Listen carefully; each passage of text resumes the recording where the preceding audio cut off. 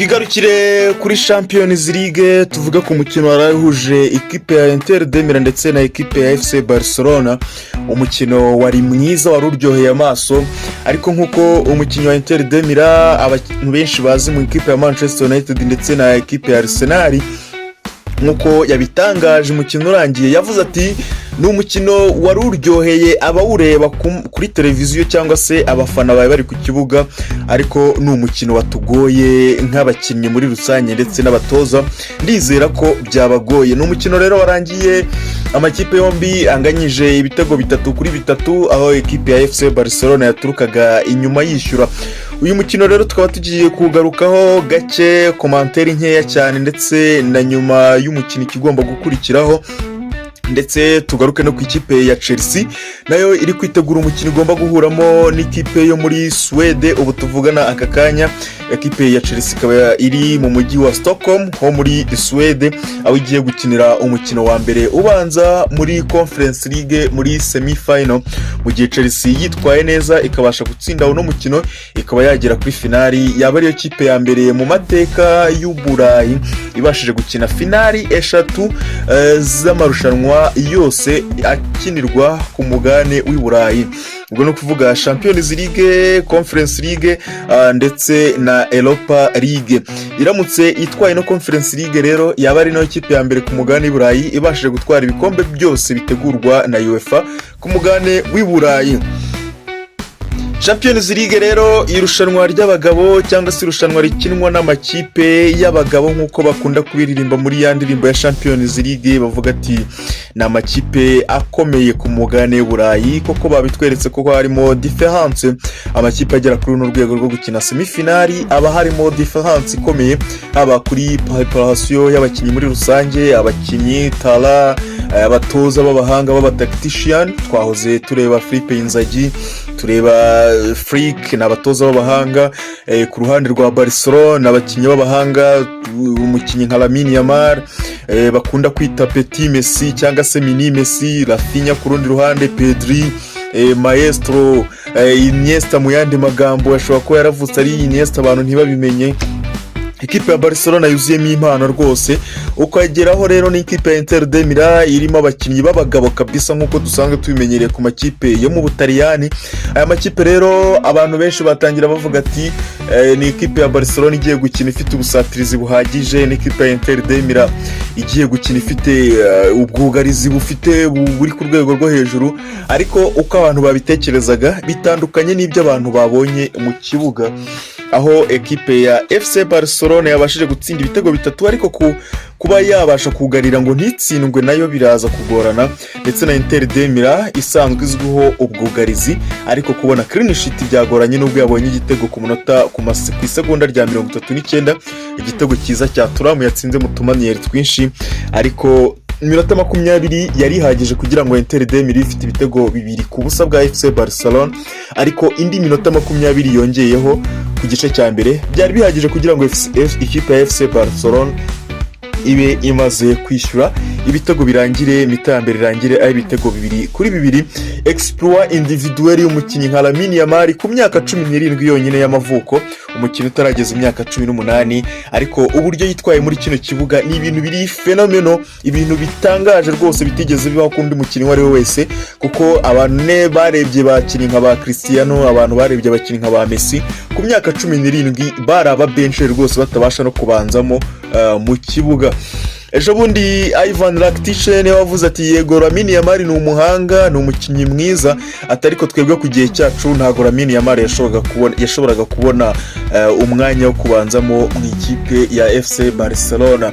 Nubwo abantu benshi batemeranyijwe nawe, ariko mu byo koko mu gihe cya Ivan Rakitic FC Barcelona yari ifite ubusatirizi bukomeye, aribwo bitaga MSN, harimo Suarez, Messi ndetse ubwo ni Suarez, Messi ndetse na Neymar, bari abakinnyi bakomeye cyane beza, ariko simpamya yuko umukinnyi nka Lamine Yamal yashoboraga kubura iminota yo kubanzamo. No mu gihe rero Messi yazamukaga nabwo icyo gihe FC Barcelona yari ifite abakinnyi bakomeye, ariko nawe ku myaka 19 yari yatangiye kubona umwanya wo gukina, ariko ku myaka 17 ibyo ntago rwose byashobokaga yuko Messi yashoboraga kuba amaze kutwiza imikino 100 mu ikipe ya FC Barcelona. ubwo Lamine Yamal yuzuzaga imikino 100 mu ikipe ya FC Barcelona, utabariyeho imikino amaze gukina mu ikipe y'igihugu ku myaka 17. Abantu benshi bari kuvuga ati aramutse agize consistent nk'iyo Messi ndetse na Cristiano bagize, ntibyatangaza abantu yuko Chris ashobora guca uduhigo twose ba Messi ndetse na ba Cristiano bagezeho. FC Barcelona rero ifite akazi gakomeye ko kujya gusura ekipe ya Inter de Milan kuri stade yayo mu Butaliyani ariyo bita Giuseppe Meazza, aho izagenda nta mpamba y'igitego na kimwe ifite, cyane ko umukino warangiye ari ibitego 3-3, ariko bikaba byagaragaye ko ekipe ya Inter de Milan nayo ni ikipe ifite amakosa menshi muri defense, guhagarara nabi kuko bishobora gutuma nayo yatsindwa ibitego. Mu gihe rero FC Barcelona yaba yagize ubushobozi bwo kuba yakugarira n'itsindwa igitego, niyinjizwemo igitego mu bwugarizi bwayo, bigaragara ko nabwo budahagaze neza, ekipe ya FC Barcelona ishobora kugira amahirwe yo kuba yatsinda, ikaba yanakomeza ikaba yagera kuri finali. Ariko mu gihe yajyana defense yayo idahagaze neza, ubona ko rwose ishambagurika, buri muntu wese abasha kuyinjiramo, yatsinzwe ibitego kuri match ya kuri El Clasico ibitego 2, kuri match ya Inter de Milan yinjijwe ibitego 3. Ni ikipe bigaragara ko rero kubona clean sheet cyangwa se kurangiza umukino itinjijwe igitego ni ibintu babikubiye gake cyane. Ariko na ekipe ya Inter de Milan ku rundi ruhande nayo ni ikipe idaheruka kubona clean sheet ku rundi ruhande. Ubwo rero uretse ko abatoza bashobora kugira icyo bahindura ku mukino wo kwishyura, ariko na amakipe yombi mu minsi rwose iheruka asigaye yinjizwa ibitego ku buryo budasanzwe.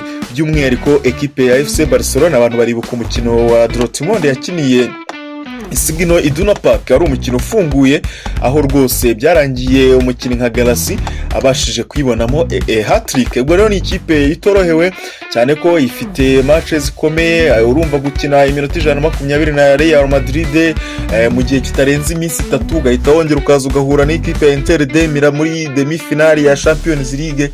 Ni ibintu bitoroheye ekipe ya FC Barcelona, wakongeraho n'ikigero cy'imyaka cy'abakinyi bayo, ni ibintu bigoye. Ariko abahungu kubera ko actually abanyespanyol burya bagira akantu barutisha abandi bantu, buriya Espagne batoza abakinyi yuko imbaraga ntago arizo zikina umupira, ahubwo intelligence cyangwa se ubuhanga bwawe, impano yawe ishobora kugutwara kugeza ubonye ibintu bikomeye muri football kurusha wa wundi ufite imbaraga.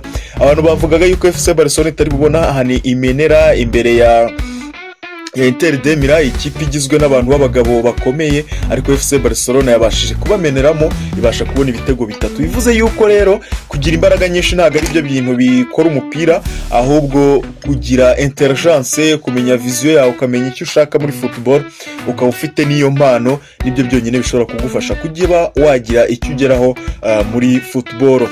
Tugarutse ku mukino wa Chelsea rero, Chelsea ifite akazi ko kuba ishaka gutera intambwe kugira ngo irebe ko yagera kuri finali y'ikindi gikombe gikomeye gikinirwa ku mugabane y'Iburayi, ariyo Europa Conference League y'umugoroba, aho bari bukine n'ikipe yo muri Sweden yitwa Djurgården.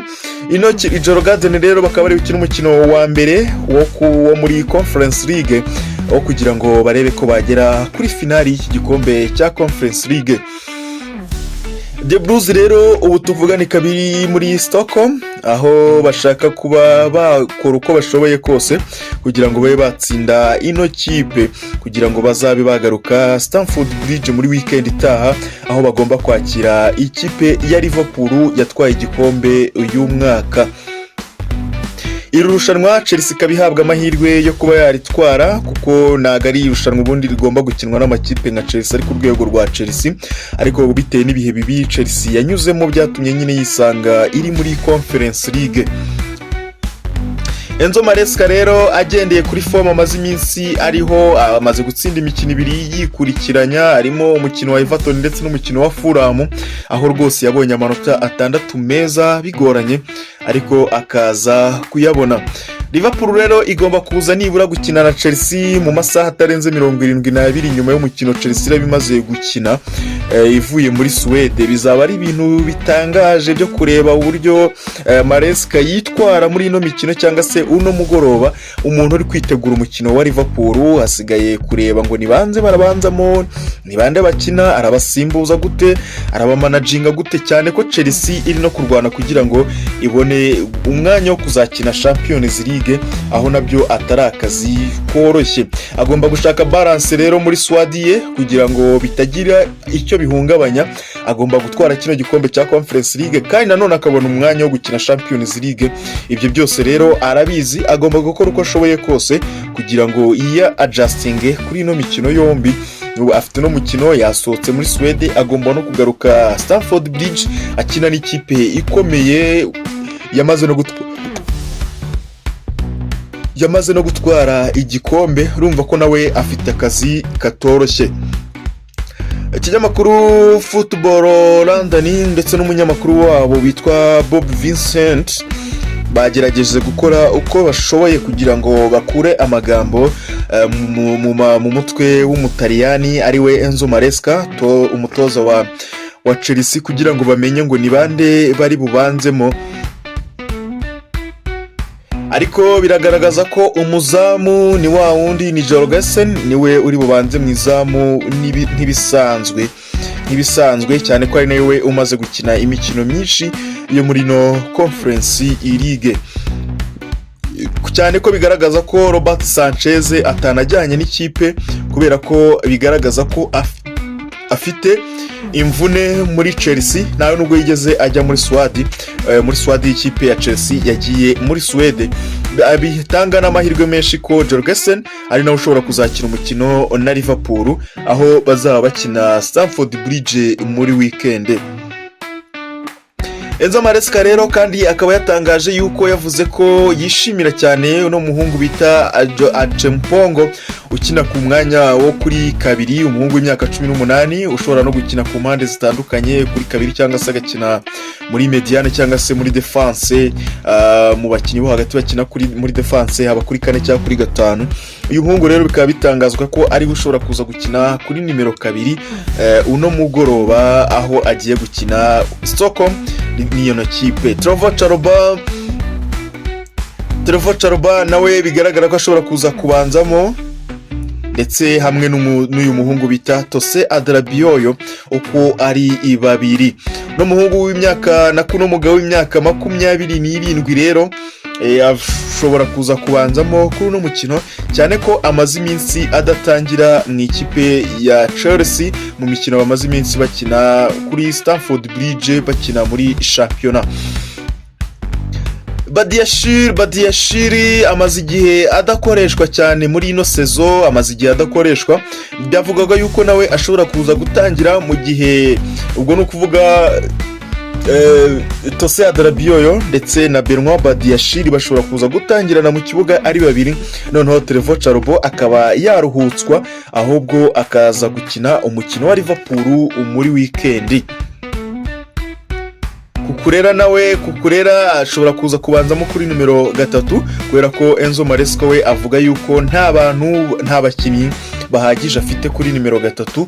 Rero bidasubiwemo bivuga yuko Marc Kukurera araza kubanzamo kuri numero 3 kuko nta wundi muntu afite waza kumusimbura. Ibi rero bitagize igihinduka, Chelsea irashaka amanota 3 ku kibi n'ikiza kugira ngo yitegure yuko rwose yaba yizeye ko yakina finali. Umunyamakuru yamubajije ati ubungubu uri muri Sweden, ati ngomba kukubaza, ati hari umukinnyi bita Genesis Antwi, ati uri buze kumubona mu gitondo, ati se uramuvuga wiki?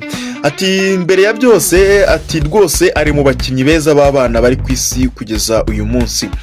Ati nibyo rwose ni umukinnyi wo mu academy wacu, ati rero turagerageza kumuha umwanya kugira ngo nawe yigaragaze, turebe ko yaza kugira icyo akora. Abantu benshi ntago bazi uyu Antwi ngo ninde, ariko wamureba hano hejuru ku ifoto ukabasha kumumenya.